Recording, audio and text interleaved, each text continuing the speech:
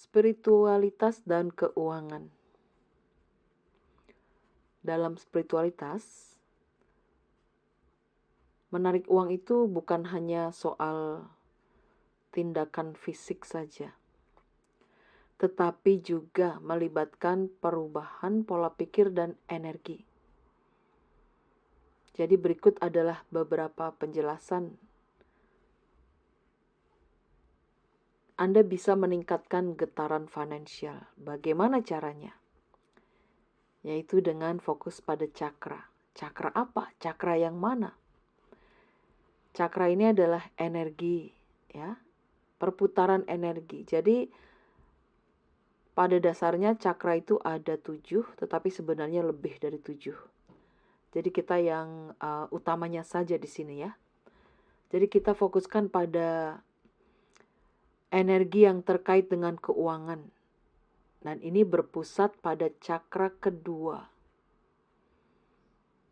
Dengan mengimbangkan cakra ini, maka Anda dapat membuka aliran kekayaan Anda. Dan juga energi positif. Dengan menciptakan lingkungan yang positif dan pikiran yang optimis, hal itu dapat menarik energi kekayaan untuk Anda. Di sini hanya rangkumannya saja, ya. Jadi terkait dengan cakra tadi, coba Anda pelajari. Apa sih arti cakra kedua? Bagaimana sih cara mengimbangi cakra ini supaya dapat membuka aliran kekayaan dalam kehidupan Anda? Menarik keuangan dalam spiritualitas itu juga kita harus percaya pada intuisi, yaitu kita punya niat yang baik dan positif. Jadi fokus niat pada apa yang kita inginkan, baik dalam karir, keuangan. Hal itu dapat membantu mewujudkannya. Niat saja dulu. Karena kalau sudah niat itu berarti kita menginformasikan kepada semesta. Semesta, saya ingin meraih kesuksesan dalam karir, hubungan, cinta, keuangan, apapun. Ya. Tetapi bukan berarti kita vakum, ya. Kita sudah niat berarti kita siap untuk bergerak, siap untuk mengambil aksi, siap untuk melawan kendala dan rintangan yang datang dalam proses mewujudkan apa yang sudah kita niatkan. Nah, yang penting juga di sini adalah visualisasi. Jadi dengan memvisualisasikan kesuksesan keuangan, mungkin bisa menggunakan alat seperti kristal yang bening, itu dapat memperjelas tujuan Anda. Anda bisa memvisualisasikannya di saat Anda sedang meditasi. Mungkin sebelum tidur visualisasikan kesuksesan keuangan Anda. Bagaimana sih rasanya memiliki keuangan yang cukup? Bagaimana sih rasanya hidup dengan berkelimpahan? Rasakan. Yang penting ini adalah visualisasikan dan rasakan. Karena dengan merasakan Anda sudah memiliki kemakmuran keuangan, kesuksesan yang Anda ingin wujudkan, itu Anda sudah menyelaraskan energi Anda untuk mencapai tujuan yang Anda inginkan. Jadi Anda sudah tahu bagaimana rasanya hidup makmur, bagaimana rasanya sukses dalam keuangan. Hingga di saat Anda nanti sudah berada di dalam situasi hidup makmur, Anda tidak akan mempengaruhi emosi Anda. Jadi Anda tidak kaget, ya. Tidak kaget hidup Anda makmur. Tidak kaget Anda kaya raya, karena Anda sudah memvisualisasikan sebelumnya. Anda sudah tahu rasanya. Yang selanjutnya di sini kita bahas yaitu tentang trauma finansial. Jadi mungkin trauma dalam keuangan. Trauma ini bisa melibatkan masa lalu. Karena banyak orang yang membawa trauma keuangan masa lalu yang menghambat aliran kekayaan. Dan di sini Anda perlu melepaskan pengalaman negatif ini. Jadi mungkin masa kecil Anda tidak bahagia, orang tua kekurangan tidak dapat memenuhi kebutuhan keuangan Anda. Nah, hal itu bisa menghambat kelancaran keuangan Anda. Jadi lepaskan trauma negatif itu. Yakinlah bahwa Anda layak untuk kaya, Anda layak untuk hidup makmur. Tetapi perhatikan prosesnya. Jangan lupa untuk memaafkan diri sendiri.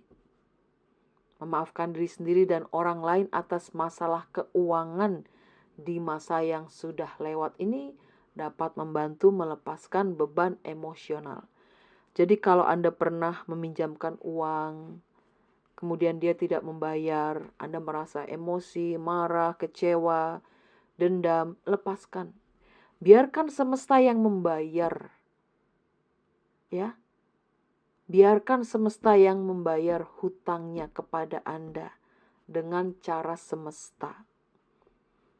Kalau Anda sudah bisa melepaskan, maka banyak keajaiban-keajaiban yang akan datang yang bisa melancarkan keuangan Anda. Jadi memaafkan diri sendiri, mungkin Anda pernah dimanfaatkan dalam keuangan. Maafkan, Anda pernah dimanfaatkan. Itu adalah pelajaran. Jadi mungkin saat ini atau sekarang atau di masa depan Anda bisa mengantisipasi situasi itu untuk tidak terulang kembali. Nah, hal ini sangat penting ya, di mana Anda harus bisa menyelaraskan diri dengan orang sukses. Yaitu secara energetik, secara energi. Di mana berinteraksi dengan orang-orang yang sukses secara finansial ini dapat menularkan energi positif.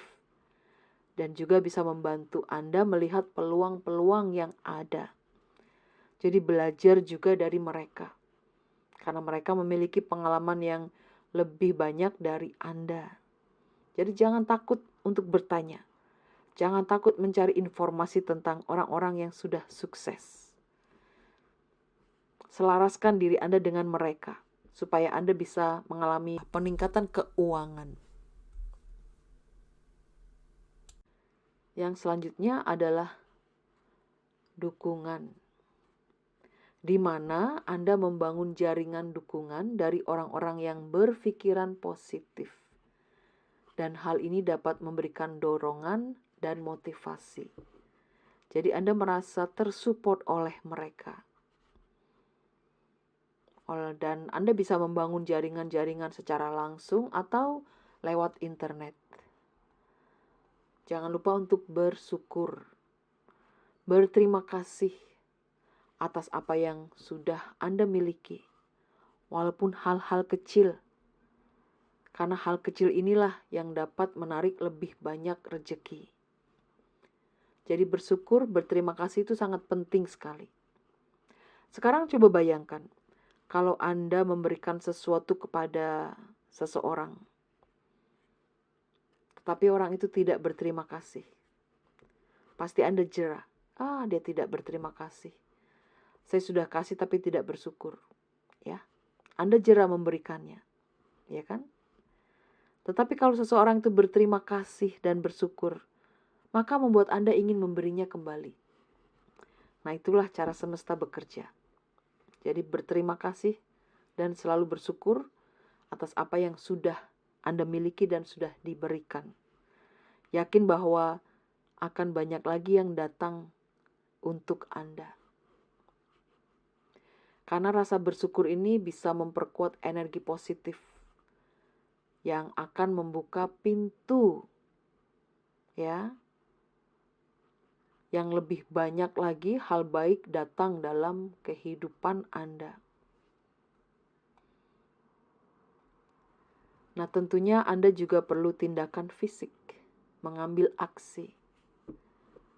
Jadi seperti contoh ya, kalau Anda melihat koin di jalan, tunjukkan keterbukaan Anda untuk menerima kekayaan dalam segala bentuk.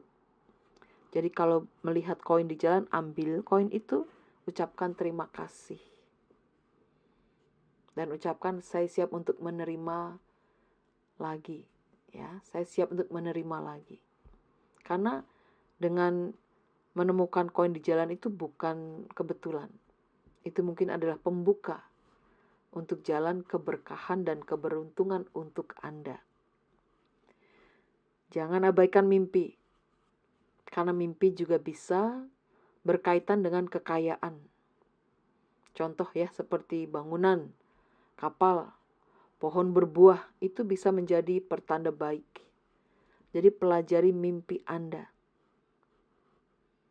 Dan juga perhatikan tanda-tanda spiritual yang menunjukkan kekayaan akan datang. Seperti contoh adalah serangga tertentu atau simbol-simbol dalam mimpi. Jadi tanda-tandanya sebenarnya semesta mengirimkan kita petunjuk dengan banyak cara.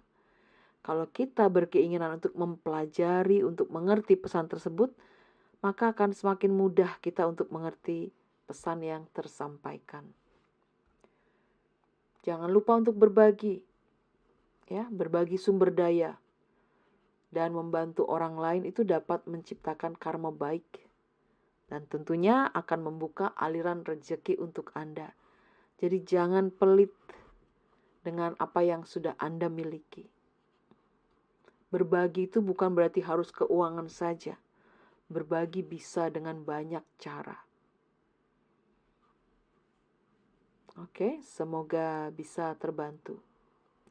Jadi dengan menggabungkan tindakan spiritual dan tindakan nyata, seseorang dapat menciptakan kondisi yang lebih baik untuk menarik kekayaan dan juga kesuksesan ke finansial atau keuangan.